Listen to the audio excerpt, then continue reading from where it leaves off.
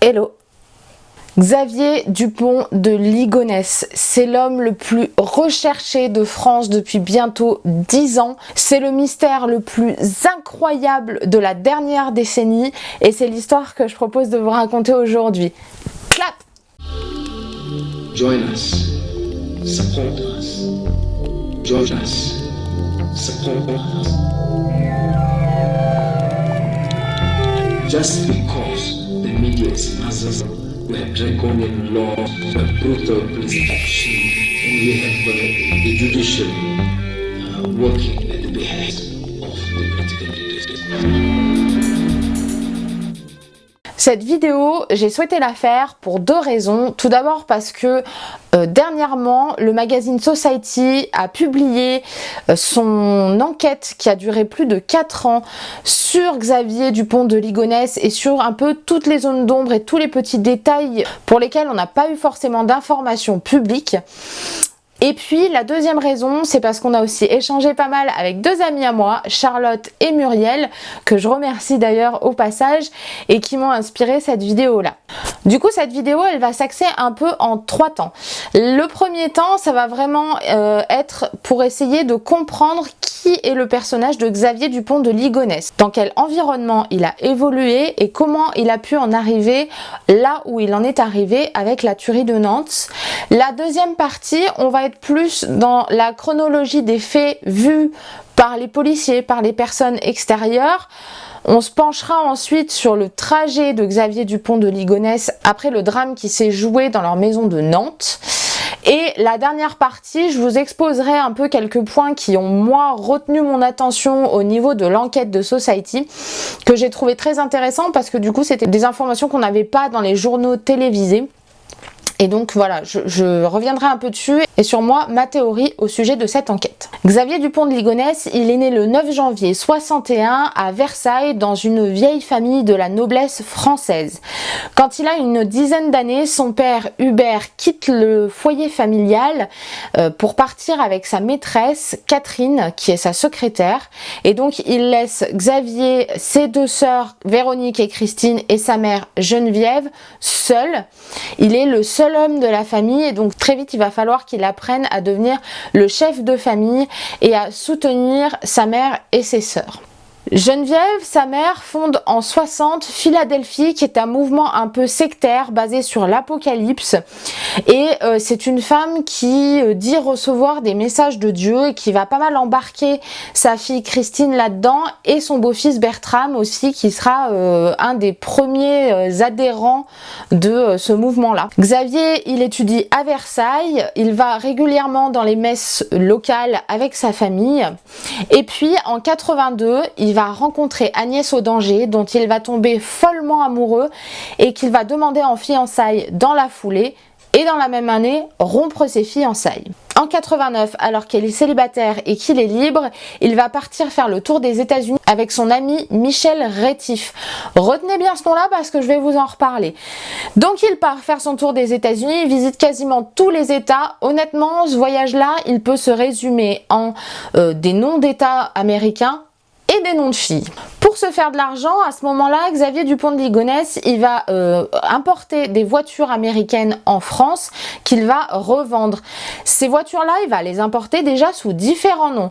Donc ça va être des Dupont, des Ligonnès, des Dupont de Ligonnès, bref, plusieurs pseudonymes qu'il va prendre pour pouvoir importer ces voitures et se faire de l'argent avec ça. Et puis, en 91, il va arrêter son voyage aux États-Unis, il va retrouver Agnès, qui est enceinte à ce moment-là d'un autre homme, et il va décider de l'épouser et d'adopter son fils Arthur. Par la suite, ils auront 3 enfants. Thomas qui est né en 92, Anne en 94 et Benoît en 97. Agnès est surveillante à mi-temps dans un collège et le reste du temps, elle donne des cours de catéchisme et elle va tous les dimanches à la messe avec sa famille. C'est donc une famille, somme toute, très catholique, plutôt bien sous tout rapport, qui présente bien. Jusqu'ici, aucun problème. Concernant l'emploi de Xavier Dupont de Ligonnès, ça a toujours été un peu flou. Lui se caractérise comme un commercial. En réalité, on n'a jamais vraiment su ce qu'il faisait comme métier. Par contre, ce qu'on sait, c'est qu'il a monté plusieurs entreprises, dont une qui s'appelle La Route des Commerciaux. C'était une plateforme destinée aux commerciaux itinérants comme lui qui souhaitaient connaître les meilleurs hôtels où résider pendant leur séjour. Agnès, qui a reçu un héritage de 350 000 €, va investir énormément d'argent dans cette entreprise-là, qui malheureusement va tomber à l'eau. En 2009, Xavier Dupont de Ligonnès va retrouver Catherine, qui était une de ses anciennes amoureuses quand il était plus jeune, un amour d'enfance, avec qui il va entamer une liaison et à qui il va emprunter 50 000 € pour lesquels il va signer une reconnaissance de dette. Ces 50 000 €, il va globalement les utiliser pour vivre la grande vie. Grands hôtels, bons restaurants. Il va même offrir un cabriolet à Agnès avec l'argent de Catherine. Le seul problème, c'est qu'en ayant signé une reconnaissance de dette, Catherine va lui réclamer ses 50 000 €.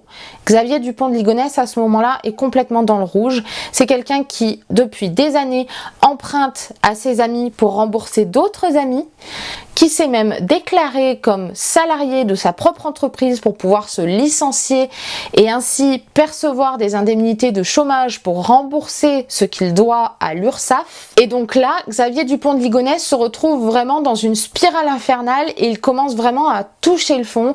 Il est ruiné.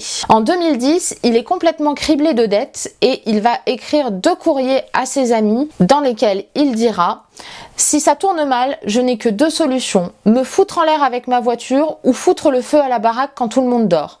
Post-scriptum, je suis très sérieux, lucide et sous l'emprise d'aucune drogue ni d'aucun alcool. Je serai donc fin août, début septembre, au pied du mur avec une décision définitive à prendre, suicide seul ou suicide collectif. Son message, il est accompagné d'une pièce jointe qui s'intitule Disposition et qui ressemble franchement à un testament. Clairement, dans ces années-là, le couple Dupont de Ligonnès bat complètement de l'aile. Agnès va se confier sur divers forums, dont celui de Doctissimo sous le pseudo Scorpios, en disant qu'elle est triste, qu'elle est abandonnée, qu'elle est malheureuse parce que son mari ne s'occupe pas d'elle, ne lui donne aucune affection, ne lui donne plus de sexe, qu'elle a besoin de tout ça et qu'elle n'en peut plus, qu'elle demande de l'aide. Je vous mets juste ici un petit extrait d'un de ses posts sur le forum Doctissimo. Il est très clair. En 2011, c'est là où tout bascule un peu. Le père de Xavier Dupont de Ligonnès, Hubert, décède.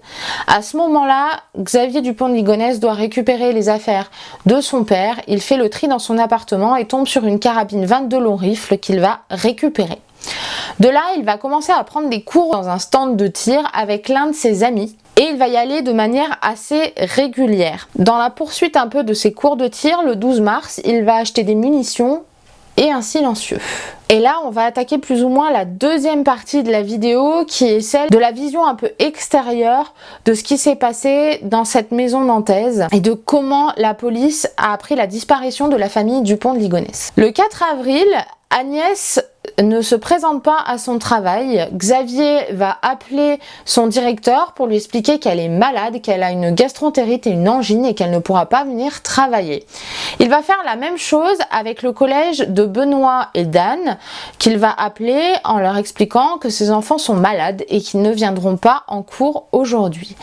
Même chose avec Arthur, et là par contre il va expliquer qu'Arthur a eu un accident de scooter et qu'il ne sera donc pas présent à son lycée ce jour-là. Il travaille dans une pizzeria et là, étonnamment, ce qui n'est pas dans ses habitudes, il ne va pas se présenter à la pizzeria pour récupérer son chèque de paye. Le 8 avril, le directeur d'Agnès va recevoir un SMS de sa part qui lui explique qu'elle est hospitalisée, qu'on ne peut pas la contacter et qu'elle ne viendra pas travailler dans les prochains jours. Le 11 avril, il va se dérouler plusieurs choses. Tout d'abord, les écoles des enfants vont recevoir un courrier de la part de la famille Dupont de Ligonnès expliquant que leur père est muté en Australie d'une manière un peu précipitée et qu'ils doivent donc le suivre et ne plus être scolarisés dans leurs établissements respectifs. Même chose avec le travail d'Agnès qui envoie une lettre de démission en expliquant qu'elle se doit de suivre son mari qui est muté en Australie. Encore une fois, c'est quelque chose qui va étonner son directeur qui se dit: bon, Elle était il y a quelques jours malade, ensuite elle a été hospitalisée et maintenant elle part suivre son mari en Australie. Ça le fait un peu tiquer, il comprend pas bien, il se dit c'est quand même étonnant. Et là on a un premier signalement d'un des voisins de la famille Dupont de Ligonnès qui s'étonne de voir les volets de la maison fermés alors que ceux-ci sont toujours ouverts. Depuis plusieurs jours, pas d'aboiement de chien, pas de bruit, volets fermés. Très étonnant. La police, qui est alors alertée, va faire sa première visite dans la maison des Dupont de Ligonnès et ne va rien trouver de spécial, excepté qu'il ne reste plus de vêtements, que les photos ont été enlevées des cadres. Il reste de la vaisselle dans le lave-vaisselle, un seau de serpillière avec encore de l'eau et la serpillière posée dedans. Excepté ça, pas grand chose. Ce même 11 avril, la famille et les amis proches du couple Dupont de Ligonnès vont recevoir un courrier assez étonnant leur expliquant le départ de toute la famille aux États-Unis sous couvert de la protection des témoins.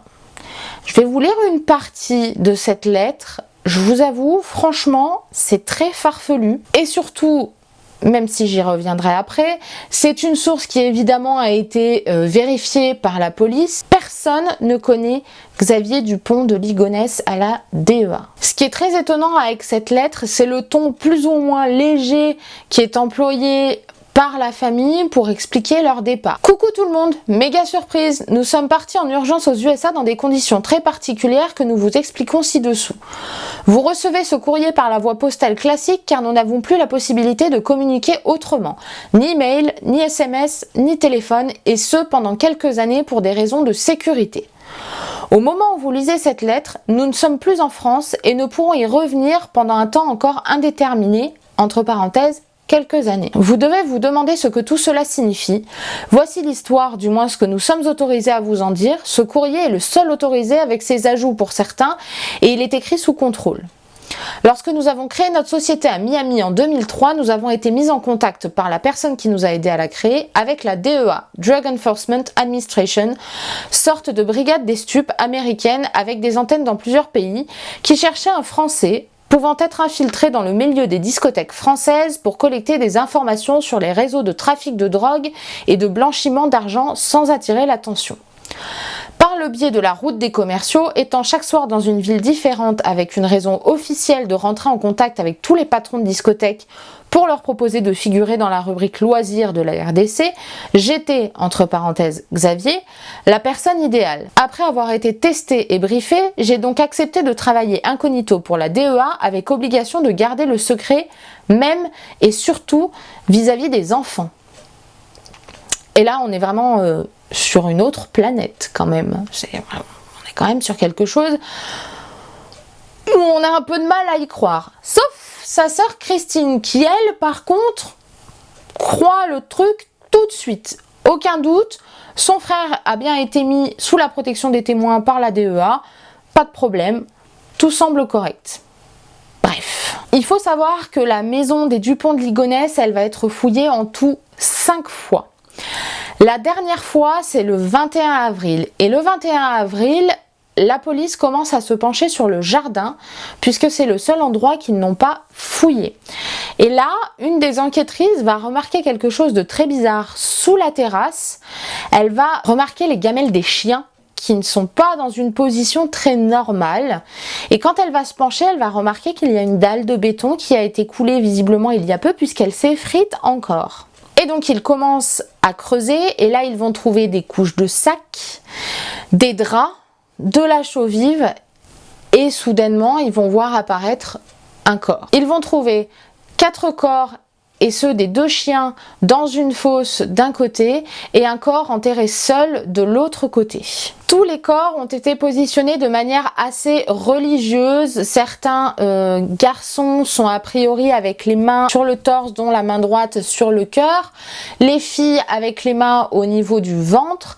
Et ils sont tous enterrés avec un symbole religieux, une croix, un chapelet, des colombes. Bref, ça ressemble vraiment à une espèce de rituel d'enterrement. Et il y a quelque chose de très catholique là-dedans. Tous ont été tués par balle, de 2 balles dans la tête pour Agnès, Arthur et Anne. Seul Benoît a 3 balles dans la tête et 2 dans le torse. Le corps qu'on retrouve enterré seul, c'est celui de Thomas, lui aussi tué par balle. Les autopsies vont révéler qu'ils avaient tous, excepté Agnès, une forte dose de somnifères. Dans la maison, on retrouve quelques traces de sang sur un pied de chaise et sur un pied de table, et la fameuse serpillière retrouvée avec le seau d'eau réagit au Blue Star. Vous savez, le Blue Star, c'est ce produit que l'on met sur les taches de sang qui révèle les taches de sang à la lumière bleue. Dans l'autopsie, les corps étaient très abîmés et il a été difficile de dater exactement la mort de chacun. D'ailleurs, on a même des témoins qui disent avoir vu Agnès après la date présumée à laquelle elle était censée être morte. Résultat, personne n'a vu les corps, étant donné leur état de décomposition, ça n'a rien de vraiment illogique, avant leur crémation. Maintenant, on va revenir un peu sur ce qui s'est passé a priori et sur le déroulement des événements qui se sont passés plutôt du côté Xavier Dupont de Ligonnès, savoir un peu comment se sont axées les choses et les dates un peu clés de cette histoire-là, de ce fait divers-là incroyable. Le 1er avril, Xavier Dupont de Ligonnès achète 2 sacs de 10 kg de ciment, des sacs de gravats, une houe lorraine et une bâche au Castorama d'Orvaux. Le 3 avril, toute la famille va au cinéma voir le film Rango avant d'aller dîner en famille tous ensemble, sauf Thomas qui lui fait ses études sur Angers et qui n'est donc pas là. En rentrant, Xavier Dupont de Ligonnès va laisser ce message à sa sœur Christine sur son répondeur. On était à Pinoche en famille et au restaurant ensuite dimanche soir et on rentre juste. Donc je t'ai envoyé un petit truc pour te demander si c'était trop tard pour le téléphone et puis là je vois que t'es sur ton répondeur. Voilà, je t'embrasse. Si c'est pas trop tard, tu me redis, tu m'envoies un petit SMS et je te rappelle. Là je vais coucher les enfants et dire bonsoir à tout le monde. À tout de suite, peut-être.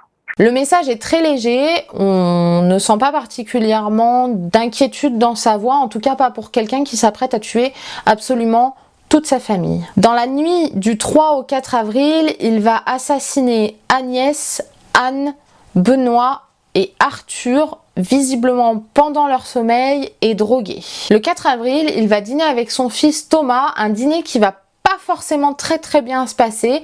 D'après en tout cas le personnel du restaurant, il semblerait que Thomas ait été un peu malade, qu'il ait dû aller se reposer dans la voiture et qu'au final, lui et Xavier Dupont de Ligonnès aient quitté le restaurant un peu précipitamment. Xavier Dupont de Ligonnès va alors ramener son fils à Angers dans sa chambre d'étudiant et rentrer chez lui. Le 5 avril, il renvoie un message à Thomas lui expliquant que sa mère a eu un accident de vélo et qu'elle est dans un petit coma et qu'il faut absolument qu'il rentre à la maison. C'est ce que va faire Thomas, il va a priori regarder un film avec son père et Xavier Dupont de Ligonnès va le tuer dans la nuit du 5 au 6 avril. Le 6 avril, on sait que Xavier Dupont de Ligonnès passe la journée dans sa maison familiale. Le 7 avril, il est aperçu transportant des gros sacs dans son véhicule. Et le 8 avril, il est aperçu à Angers en train de vider la chambre de Thomas. Il croisera même un voisin de chambre de son fils à qui il dira « Qu'est-ce qu'on ne ferait pas pour ses enfants ?» C'est improbable. Le 10 avril, il va quitter Nantes et il va aller à Puyllboro en Charente-Maritime où il va prendre un hôtel pour dormir. Le lendemain, il va loger dans un première classe à Blagnac. Puis le 12 avril, il est vu dans une auberge au Pontet dans le Vaucluse. D'ailleurs, la réceptionniste dira qu'il semblait très calme, qu'il était très souriant, voire à la limite de flirter avec elle. Il a pris comme d'habitude une côte de bœuf et une bouteille de vin. C'était quelqu'un d'assez visiblement serein et plutôt courtois. Puis le 13 avril, il va prendre une autre chambre d'hôtel à l'hôtel première classe de la Seine-sur-Mer, dans le Var. Et enfin, le 14 avril, il va aller au Formule 1 de Roquebrune-sur-Argence, où il va finir par déposer son véhicule, dormir là-bas, et le 15 avril, quitter définitivement le Formule 1 avec un sac visiblement un costume sur l'épaule qui aurait pu contenir sa carabine 22 long rifle, et de là on ne reverra plus jamais Xavier Dupont de Ligonnès. Dernière partie, c'est un peu le bilan et je vais vous parler un petit peu aussi de l'enquête de Society qui est vraiment très intéressante sur certains points.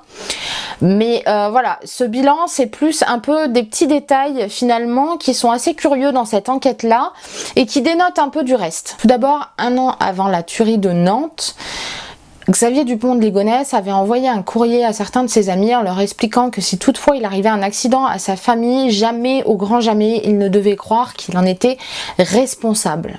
C'est déjà très curieux. C'est un peu comme s'il avait soit prévu son coup 1 an en avance, soit qu'il s'attendait à quelque chose. Et d'ailleurs, Agnès avait dit 1 mois avant d'être tuée à sa mère que son mari avait reçu des menaces de mort. Un autre point à souligner, c'est qu'en effet, personne, aucun proche n'a vu les corps avant leur crémation. Ça peut s'expliquer. A priori, la chaux vive avait quand même pas mal endommagé les corps, ce qui expliquerait qu'on ne les ait pas montrés et qu'on ne les ait pas fait reconnaître à la famille. Autre petite chose, il y a des problèmes de taille, de corpulence, de couleur de cheveux entre ce qu'étaient les victimes et les corps que l'on a trouvés sous la terrasse. Ça va jusqu'à 7 cm de différence au niveau des tailles, ce qui est énorme. Mais du coup, la question peut se poser. Si ce ne sont pas les corps de la famille Dupont de Ligonnès, alors à qui sont ces corps ? Ensuite, rappelez-vous, je vous ai parlé de Michel qui était donc l'ami de Xavier Dupont de Ligonnès. Il faut savoir que Xavier avait vraiment 2 très grands amis, presque 2 frères on va dire. C'était Emmanuel et Michel. Et eux, il y a des petits détails un peu troublants chez eux. On a l'impression qu'ils se sont envoyés des messages codés. Il faut savoir que Michel Rétif est la seule personne qui a réussi à joindre Xavier Dupont de Ligonnès pendant sa cavale. Bizarrement, pile au moment où Xavier Dupont de Ligonnès rallume son téléphone à une heure un peu précise, ça peut mettre la puce à l'oreille, surtout qu'on sait que Michel Rétif, à ce moment-là, était dans le même secteur, pas très loin de Roquebrune-sur-Argence, et que donc il aurait peut-être potentiellement pu l'aider. Seulement, ces alibis-là, ils ont été vérifiés, tant pour Emmanuel que pour Michel. Par contre, et c'est là où c'est très intéressant, c'est que Society met en lumière la relation assez curieuse de Michel Rétif et d'Agnès. C'est-à-dire que Agnès, à un moment donné, on le sait, s'est retrouvée très seule. Elle s'est mise finalement à avoir une relation avec Michel Rétif. Et ça, Xavier Dupont de Ligonnès va l'apprendre. Et plutôt que de réagir comme n'importe quel homme qui a été trompé, il va proposer à Michel Rétif de partager sa femme. Et donc, visiblement, ils vont tous les 3 se faire des soirées, ce qu'ils appellent des soirées. On verra que, a priori, Xavier Dupont de Ligonnès envoyait des mails ensuite de bilan de ces soirées-là. Toujours est-il que voilà, on voit que cette relation, finalement, c'était pas tant une relation de frère et d'amitié, il y avait aussi là-dedans, visiblement, une relation plus ou moins sexuelle, et finalement ce que Xavier Dupont de Ligonnès n'apportait pas à sa femme, visiblement Michel Rétif lui l'apportait, mais toujours sous couvert de Xavier. Et puis surtout le plus important, c'est que ces 2 amis là qui étaient Emmanuel et Michel ont été tellement lessivés par la police, qui était persuadés qu'ils étaient impliqués et qu'ils ont aidé Xavier Dupont de Ligonnès dans sa démarche de tuer toute sa famille et de s'enfuir, qu'ils ont été finalement les dommages collatéraux de cette histoire-là, de ce drame-là. Tous les 2, ils boivent beaucoup. Emmanuel sera diminué par une polyarthrite. Michel aura un cancer. Ils ont absolument tout perdu. Leur mentor, leur frère, leur ami Xavier, mais aussi leurs femmes, leurs emplois, leurs amis. Vraiment, tout a été ruiné par cette histoire de la tuerie de Nantes. Et Michel Rétif, il va donner sa dernière version des faits dans une interview qui va être diffusée à la télévision. Il se sait à ce moment-là complètement condamné, il a un cancer en phase terminale et il sait qu'il va mourir. De là, juste après cette interview, il va réunir ses amis, leur expliquer qu'il souhaite mourir dignement. Le 2 mars 2018, il va mettre fin à ses jours, seul, dans sa maison et entouré par les cartons de photos de son voyage aux États-Unis avec Xavier Dupont de Ligonnès. Emmanuel, lui, sa relation a toujours été un peu spéciale avec Xavier Dupont de Ligonnès, c'est-à-dire que c'est quelqu'un qui est clairement homosexuel et qui a toujours été amoureux de Xavier Dupont de Ligonnès, même si Xavier n'avait jamais répondu à ses avances. Pour Emmanuel, Xavier était l'homme de sa vie. Et lui va s'enfoncer dans la dépression, il va aussi boire énormément, tellement qu'à un moment il va avoir une cirrhose du foie. Il va être hospitalisé et dans son sevrage, Emmanuel va avoir des délires, il va complètement voir des choses qui n'existent pas, ça va être très très compliqué et à un moment donné, à cause d'une embolie pulmonaire, il va faire une crise cardiaque et il va décéder le 18 janvier 2019. Plus clairement, dans cette enquête de Society, on voit vraiment qu'il n'y a pas eu que des dommages au niveau de la famille Dupont de Ligonnès, mais aussi pour tout l'entourage, pour les amis. Ça a été une catastrophe pour beaucoup de monde et finalement, on se rend compte que Xavier Dupont de Ligonnès, il n'a pas tué que sa famille, il a aussi tué ses deux amis, ses deux meilleurs amis. Et ça, c'est complètement incroyable. On apprend des choses dans cette enquête de Society que personnellement, je n'imaginais même pas de cette histoire. Et donc, je vous invite vraiment à aller lire cette enquête. Je vous mettrai le lien juste en dessous dans la description. Il est possible de le lire sur l'application directement, donc sur smartphone ou sur tablette. Je crois de mémoire que les magazines sont à 2,30 €. Du coup, n'hésitez pas, ça vaut pas grand-chose. Et c'est une enquête qu'il faut vraiment lire parce que c'est vraiment très intéressant et c'est vraiment 4 ans de recherche. Maintenant, moi, pour ma part, ce que je pense de cette affaire-là, c'est que cet homme-là, pour moi, il est toujours vivant. Dans le sens où quand quelqu'un souhaite mourir avec sa famille, il va pas s'en aller une fois qu'il a tué tout le monde. Il va se tuer avec sa famille. Et c'est pas le cas de Xavier Dupont de Ligonnès, ce qui me fait penser que moi, cet homme-là, il est toujours vivant. Et je me dis qu'un jour, certainement, on finira par lui tomber dessus. Alors, je parle pas du cafouillage qu'il y a eu il y a pas très longtemps, on a cru que c'était le monsieur qui avait pas du tout la même tête et que, en fait, bon, bref, passons. Toujours est-il que non, il n'est pas en Écosse, il n'est pas dans un monastère, tout ce qu'on veut, mais un jour je pense qu'il y aura un signalement et je pense qu'on le retrouvera. Ça me fait penser à une histoire, je ne sais pas si vous la connaissez, mais celle de John List qui a fait ça aux États-Unis. Il a tué toute sa famille, sa mère, sa femme et ses 3 enfants et on l'a perdu de vue. Et on l'a retrouvé 18 ans après grâce à une émission de télé américaine. Je vous fais un résumé rapide. Il avait une nouvelle femme, il avait de nouveaux enfants. Une histoire incroyable et je me dis que Xavier Dupont de Ligonnès, il a tout à fait pu faire exactement la même chose, ça ne m'étonnerait pas du tout et je pense qu'un jour on aura vraiment un signalement qui nous permettra d'arrêter cet homme-là, du moins je l'espère, parce que il y a des gens pendant ce temps-là qui sont morts et qui n'ont pas eu d'explication sur ce que leur ami, leur confident, leur frère avait pu faire et qui attendent des réponses. En tout cas, j'espère que cette vidéo vous aura plu. Si c'est le cas, n'hésitez pas à me laisser un petit commentaire juste en dessous avec le hashtag XDDL. Et puis, abonnez-vous. Activez la cloche des notifications pour ne rien perdre des nouvelles vidéos qui pourraient arriver. Et moi, je vous retrouve très bientôt pour une nouvelle vidéo. A plus. Ciao. I had a funny call the other day. He said, "You don't..."